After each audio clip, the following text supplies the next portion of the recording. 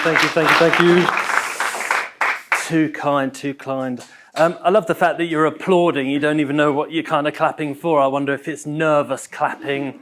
I hope you're good. I'm missing Hollyoaks for this. Right, let's actually start with a show of hands.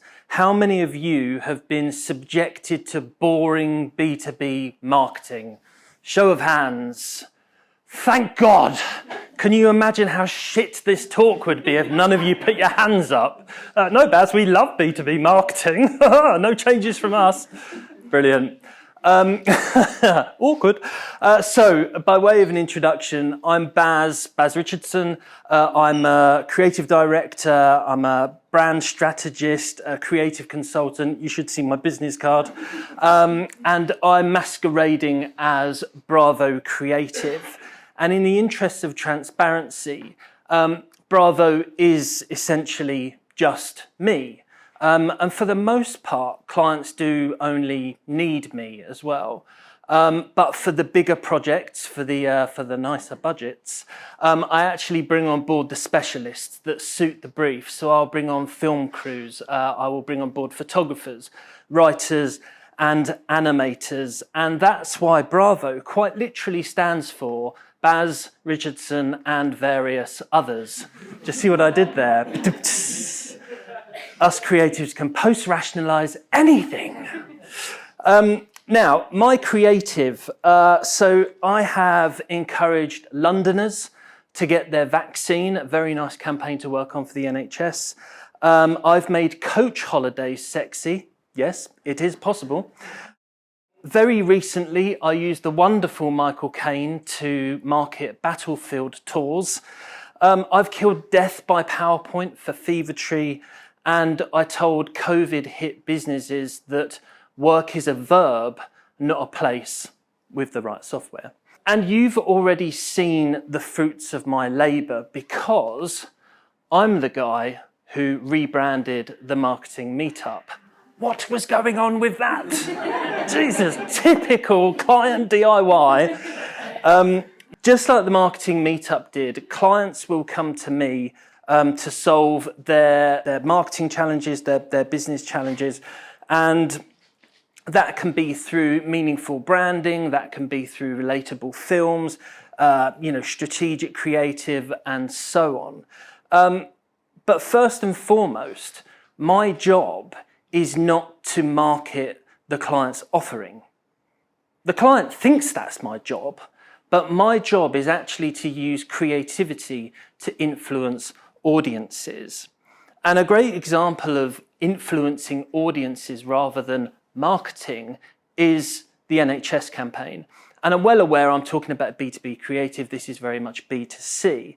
However, what happened here was the take-up in London was really low at the time. There was a lot of cynicism and scepticism about the vaccine.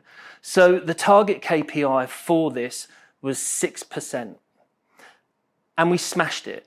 We absolutely obliterated it, and we achieved over 60%. And I believe, of course I would, it was my creative, I believe that we smashed it and achieved 60% because I didn't work forwards to market the offering. I worked backwards from what will influence the most cynical skeptics, the prospects, if you will. I still took a bit of a B2B mindset with this because creative isn't enough. In marketing, in B2B marketing, in B2C marketing, creative isn't enough. Everybody in this room, we're all creative in one way or another. Even shit campaigns have a degree of creativity in them. So what else do you need? To avoid putting your prospects in a content coma, to make your campaigns more effective, to make your companies more profitable, you need what I call commercial creative. And there's a difference. There is a difference between just creative and commercial creative. And there are three vital factors that I believe you need to create commercial creative, and that's what I'm going to talk to you about tonight. So, to set expectations, I'll be splitting the talk into two halves. We're going to look at the facts and the truth of what is going on and what's causing boring B2B marketing. And then we're going to look at some excellent examples that practice those three vital factors. So let's start with the truth. And basically, B2B marketing has a reputation for being boring, but reputation, opinion, facts, they are three very different things. So we're going to start with the truth, and we're going to start with this study from 2021, The State of Creativity in B2B. Now, they do say don't judge a book by its cover, but it's pretty hard when it looks that shit. I could do an entire 30-minute talk on the irony of that cover. Anyway, I won't. One of the questions in the survey asked, how creative are your marketing campaigns in comparison to other B2B brands? And to go all Les Dennis on you, I think it's Vernon Kay now, the survey said, 41% said we try to be bolder, but don't always have the courage to get it right. 38% said we're pretty safe. 11% were really quite honest and they said their campaigns are boring and behind the times. And only 10% of marketers believe they are actually creating bold campaigns. Now, by the industry's own admission, when we are consuming B2B marketing content, we shouldn't operate heavy machinery. This stuff is powerfully dull. It is really dull. But what is powerful is number two. And when I say number two, I'm referring to this study, the top drivers of advertising profitability. Now, this study actually uses 30 years of data from marketing and advertising campaigns, and it actually discovered that your market size is the biggest driver of your profitability from your advertising and your marketing. Who in the room, whose company that you work for, who's the biggest in their sector? Put your hands up if you're working for the biggest in your sector. I thought it would be low. I thought there might be one or two. None of you. Right. Herein lies the point then. Because none of you are working for the biggest in your sector, you have to use creative execution. Creative execution is so powerful that it will make your company more profitable than any other factor on that list. That's how powerful creative can be. And often it's quite the afterthought, and I'll come on to that shortly. Now, the same study asked marketers to list these in importance to them. And marketers don't actually believe that creative is as powerful as it is. They don't even think market size is important, which is quite shocking, given how important it is. If we look at the top three, so we've got multimedia, season, and audience, this is what I call the pipe. And sure, as marketers, we need the pipe to reach the audience. We can't do it without it. But I often find that there's too much focus put on the pipe and not enough put on what flows through it, because your audience don't see the pipe, your audience only sees the flow. And the late great advertising legend David Abbott said it best when he said this: shit that travels at the speed of light is still shit when it arrives. And it's true, because you can have the best optimized pipe, but it really is irrelevant if what you are flowing through it is the wrong number two. Think about everything that goes into a campaign. Months and months of planning, resources, hundreds, thousands, sometimes hundreds of thousands of pounds. It really is wasted if your message doesn't resonate. And we have to ask the question, why does a lot of B2B marketing, over 90% apparently, and a lot of B2C marketing, why doesn't it resonate? And I believe that it doesn't resonate because companies have a perspective problem. They genuinely can't see their marketing from the prospect's perspective. And it's because the marketing is created by the business, for the business, but it genuinely forgets the most important thing in business, and that's your prospects, and that's your audience. So let's talk about perspective. This is lovely demonstration of perspective. This is what parents see. This is what babies see. And it massively applies to marketers and prospects, because this is what I call, or the difference between subjective creative and objective creative. A lot of time, marketers love their own marketing because they created it. They have created the lovely little fluffy bears, but they cannot see it from their prospects' perspective. The prospects see a lot of shit on their LinkedIn feed, and the marketers see the fluffy bears. Now, I know I'm being really flippant here, but perspective is really important in your marketing if you are going to get it right. And so I want to get a little bit more scientific, and I want to turn to Galileo. And Galileo, more specifically, Galileo's ball drop experiment. And Galileo's ball drop experiment went like this. I want you to imagine that you are in the hull of a ship. You are beneath the waterline, and that ship that you are in is moving rapidly through the water. You are holding a ball in front of you, and you drop that ball, and to you, that ball drops in a single direction, straight down. But now what I want you to do is, from this perspective, I want you to take yourself out of the ship. I want you to be a diver or a fish. Now you can see from the outside perspective, you can see a ship rapidly moving through the water. And with your X-ray vision, you can see somebody in the hull of that ship holding a ball and dropping that ball. And now you can see how the ball actually drops in the context of the real world. Because when they released the ball, the ship was here, and when the ball hit the ground, the ship was over there. So the ball never dropped in one direction. The ball dropped diagonally. And that's the difference between how marketers see their marketing and how prospects see their marketing. They both see the same thing, but they see it from different perspectives. The marketer is just seeing that, but the prospect is seeing it in the context of the real world. And in the pursuit of getting results and making our companies profitable, there's only one perspective that matters, and that's your prospect's perspective.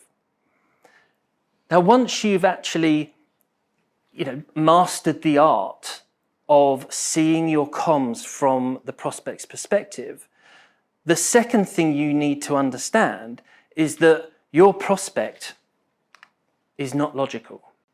The human race is one of the most irrational races ever. And to prove this point, I'm going to use another scientific tool, chocolate brownies. They're still chemicals. Now, a psychological experiment in America asked cafe participants to do two things. Firstly, rate the taste of 3 chocolate brownies. And then secondly, after they've tasted them, actually say how much they would spend on each of the brownies. Now, one brownie was served on a napkin, the second was served on a paper plate, and the third brownie was served on bone china. Now, not only did the participants say that the bone china brownie was delicious, it was the best out of all 3, as you can see, they would happily pay more than double of that compared to the brownie served in the napkin. Now, who can tell me what was different about the brownies? Say again? Nothing. All of the brownies were exactly the same. And this is proof that you are marketing to very irrational creatures. Because the way the brownie was served changed the perceived value of it. I mean, it changed the taste of it for a start, but it changed the perceived value of it. This is proof of how your marketing is being served up is changing the perceived value of your offering. It's that simple. Who here knows who Rory Sutherland is? Yeah, a few of you? Yeah, okay, for the people that don't, Rory Sutherland is the chairman of Ogilvy. He heads up the behavioural science department there. And Rory, if you're watching, I've got a real man crush on you as well. I'm filming this for my Netflix special, by the way. Rory Sutherland just kind of sums this up brilliantly when he says that value is not created in your organisation. Value is created in the head of your prospect. And that sums this up perfectly. So let's go inside. You know, if value is created in the head of your prospect, let's go inside their head. Now, the neocortex is the logical part of the brain. It processes thought and cognitive behavior and so on. And somewhat unconsciously, marketers are targeting the neocortex with very logical-based, feature-based marketing. But, I'm going to be saying that a lot tonight, but the limbic system is what is responsible for emotions, behaviours, and more importantly, decision-making. And this is the area of the brain that your marketing should be targeting. And I would probably say at this moment, I'm going to, educated guess, your marketing is probably targeting the neocortex more than it is the limbic system. Now, I'm not a neuroscientist, go figure, but let's see what a neuroscientist says. When we communicate all the features, facts, and figures of a brand or a product, it doesn't impact on behavior because the cognitive system doesn't control behavior. I'll say that last line again. The cognitive system doesn't control behavior. And when you think about what us marketers are actually trying to do, as I said, I don't believe any of us are in the business of marketing. We are in the business of influencing decisions and behavior. And using emotions and emotional benefits in our marketing is how we will target the limbic system and how we will influence decision making.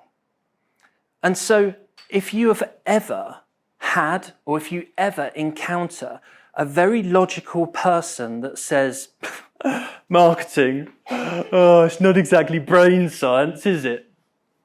Yes, actually, it bloody well is. It really is. Slap them round the face, please. So, first half conclusion. We know that just by their own admission, 90% of marketers are basically wanting their campaigns to be more effective. And I do believe you can make your campaigns more effective and more profitable with these three factors. One, when you prioritize creative execution, correct the imbalance between focusing on the pipe and not the creative. I know clients, firsthand, some of my own clients, bless them, they will put millions into the media and thousands into the creative. That is a massive imbalance. Creative is often an afterthought, and this proves you should prioritize it. Secondly, please, for the love of God, work backwards from your prospect's diagonal perspective. Stop releasing them seeing the ball from here and try and see it from more of a diagonal perspective. Right in the early stages, you have to do that. Don't post-rationalize it. Do it from the early stages. And thirdly, as I've said, try and target the limbic system. And you can do that with emotional benefits rather than neocortex-led features. And that's how you can put your prospects in a content coma, by features and not benefits. And those are the three factors that will help you create commercial creative. There's a difference between normal creative and commercial creative.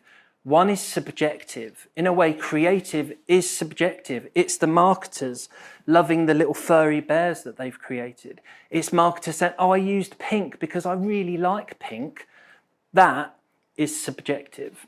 We should be creating creative because it's objective, to achieve an objective. So, now we know the facts. Let's move on to some campaigns that actually practice some or all of these principles. And the first one I'm going to start with is nobody ever got fired for buying IBM. Who recognises this campaign? Anybody in the room? A few. There's a reason why this is a go-to case study. I love it. It's fantastic. It's from the 1970s for some of you that don't know. And there's barely any reference to it on Tinternet. So with the help of AI and a DeLorean, I've created this one. So 1970s porn star Alan Sugar aside, this, I can't believe I said that. Anyway, moving on. This was a B2B campaign, but it wasn't. This was a B2P campaign. This was targeting a person inside a business.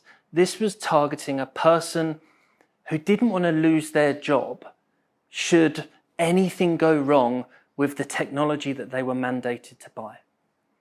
And so this was utilizing the kind of psychological tools of fear, uncertainty and doubt. It wasn't using texts and specs and speeds and feeds like a lot of competitors did at the time and still do today for that matter.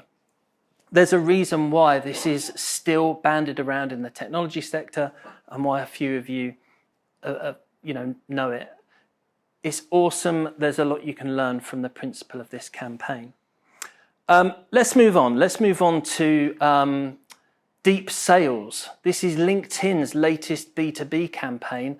And I know what you're thinking. That's not very creative, Baz. Get out. It is. It's terribly dull. Why the hell have I included it? Beneath the surface level creative, there is something really creative about this campaign. First of all, let's change up the creative because it's bloody dull.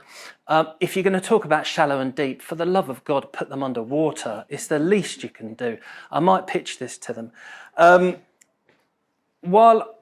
This is the good thing about the campaign. While other business intelligence tools are all swimming, pun intended, in the business intelligence category, LinkedIn have gone, we could go swimming in there, but it's a bit noisy. HubSpot have pissed in there. No, we're going to create our own category, and they have done, and that category is called deep sales. And what I love about this campaign is that it tackles how we are being sold to. We are being sold to in a real shallow fashion. And I don't know if some of you can see the copy, probably not at the back. So the copy says, you can't sell like you used to, buyers are smarter and expect more. And we are smarter and we do expect more. And this is targeting sales directors, amongst others. And so a little bit like the IBM campaign, this is targeting their selfish desires. They want commission, they want a pay rise, they want promotion, and basically shallow sales will not give that to them. Deep sales will. So yes, the previous creative they're running is absolutely terrible, but I do think deep sales resonates with this audience.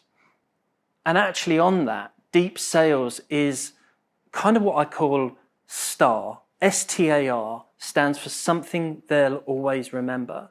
And that's what marketing should do to influence, because a lot of our audiences are not going to make a decision to buy there and then. So we have to plant a seed, a star, that will shine bright at the point of purchase. And I do think deep sales will resonate, especially with this audience. Let's move on to something a lot more visually striking. I mean, my creative is quite striking there. But I love this campaign from Sage, selling business and software accountancy software to small and medium business owners. But this campaign isn't selling accountancy software per se. This is selling empowerment, because this campaign understands, and I'm going to include myself in this as well, This campaign understands that we didn't start our businesses to become the bloody accountant. We don't like doing invoices. We don't like doing expenses. We hate VAT and self-assessments and so on. And that is what this is doing. Come at me, invoices. It's brilliant. I absolutely love this campaign. So this is an empowerment campaign. This is saying that you can boss the very thing you hate doing using their software so that you can get on with the very reason you went into and started your own business in the first place. Now, I am aware it's all well and good me standing up here and going, isn't that campaign great? Let's move on. Let's do Galileo. Let's that sounded wrong, didn't it? Let's do Galileo. Let's, practice a bit of Galileo and put ourselves in the shoes of the prospect. What else is the prospect seeing when they are shopping for software accountancy for their business? So this is a campaign that was run around about the same time from zero, still selling approximately the same kind of business software and accountancy software, but we don't have a lot of time to consume marketing. I know which of these makes more of an impact. I know which one of these has more of a star in it for when I'm thinking of buying some business accountancy software. The origami money and the elephant and all of that, it's nice. But for me, again, this is the epitome of that is nice. It's subjective, but this is objective. The empowerment that's behind this campaign is 100% objective rather than some subjective origami receipts and paperwork. Now, one of my bugbears with any kind of talk like this, and I don't know if you've ever watched any of kind of Mark Ritson's kind of webinars and things like that. Look at me bashing Mark Ritson. He will kind of wax lyrical about Unilever, about Coca-Cola, about, McDonald's kind of marketing and so on. And a lot of people in the room just can't resonate and relate to McDonald's case study in Unilever. We just don't have those deep pockets. And so what I want to end on is this case study by Vibrant Colour. They're a client of mine. I did this, and Vibrant Colour are a local merchandise company, and they don't have a lot of money. They really don't have a lot of money. I know because they gave me some of it. And basically, when they gave me this brief, they said there were 3 restrictions. 1, don't change our company name. 2, don't change our logo. 3, don't change our colours. But for the love of God, solve our problem. And their problem, and I don't want to sound too Simon Sinek about this, but their problem was that they weren't giving prospects a strong enough why. Why should I choose Vibrant Colour over any other merchandising company in the UK? And I don't know if some of you know this, but in the world of merchandising, they pretty much all have the same brochure. They just changed the front cover, the back cover, and the inside pages. Not the inside pages, just the couple of inside pages. Now, if that doesn't tell you how much of a level playing field all the merchandising companies are actually kind of playing on, I don't know what will. And as you can see, they're all selling the what and not the why. And in actual fact, a bit of an insight into the process, I put Christopher's logo on other people's website to just show that he can say what everyone else is saying, because they're all selling the what and not the why. And so I had to solve the problem. But I didn't have to solve his problem, I had to solve the prospect's problem. But there wasn't just one problem, there were 3 problems. And the first problem, and if you've ever bought any merchandise, and I'm sure a lot of you have, I know I have, bloody nightmare. The first problem is there is so much bloody choice. There's a terrible amount of choice. And so to solve the problem of choice, we had to demonstrate empathy. Vibrant Colour understand that there is this kind of paradox of choice. And basically, I created these collective nouns, which I called the perils of promo. A terror of teas, a battle of bottles, a toothache of sweets, see what I did there, And it does, it demonstrates empathy to the prospect that we get it. We know what it's like to buy merchandise. Secondly, once you have said, okay, right, it's a paralysis of pens. We do need pens at our event, but, well, what pen? Is it metal? Is it bamboo? Is it eco-plastic, dolphin friendly? Has it got 6 miles of ink in it, or has it got 6 centimeters of ink in it? Basically, prospects don't know how to master their merch. They don't know how to get the finer details right. And thirdly, because everybody's using the same brochure, because everybody's saying the same thing, prospects don't know who the experts are. And so I respected their wishes and I didn't change their company name, but I did give them an alter ego.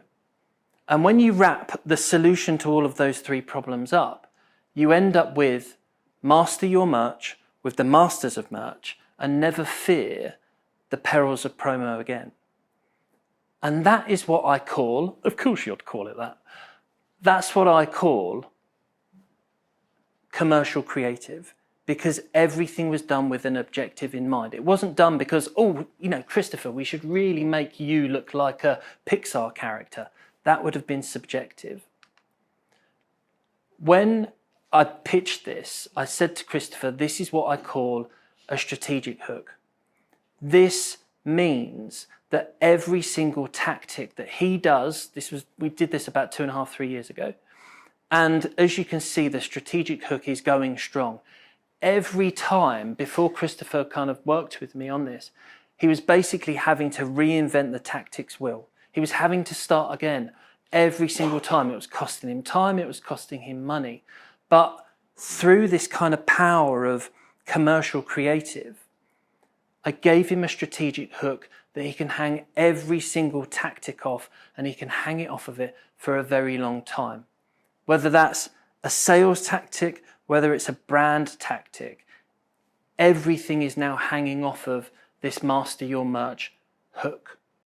All of these campaigns are utilizing all 3 of the principles that I said to you about. They're all demonstrating commercial creative. And I urge you in your campaigns to practice these 3 principles, because creativity in your organization has to be harnessed properly. When you think about it, fire can warm you. Misuse it and it can burn you. And it's the same with creative in your organization. If you utilize it properly, it no longer becomes subjective creative. It becomes objective driven commercial creative. When you have commercial creative at play, you can wrap your agenda in the prospect's agenda. All of these campaigns, IBM, LinkedIn, Sage, Masters of Merch, they are wrapping their agenda, which is to sell more software, to sell more pens and hoodies, to essentially be more profitable. That's the company's agenda, but they are wrapping that agenda in the prospect's agenda, which is to solve a problem, solve the prospect's problem.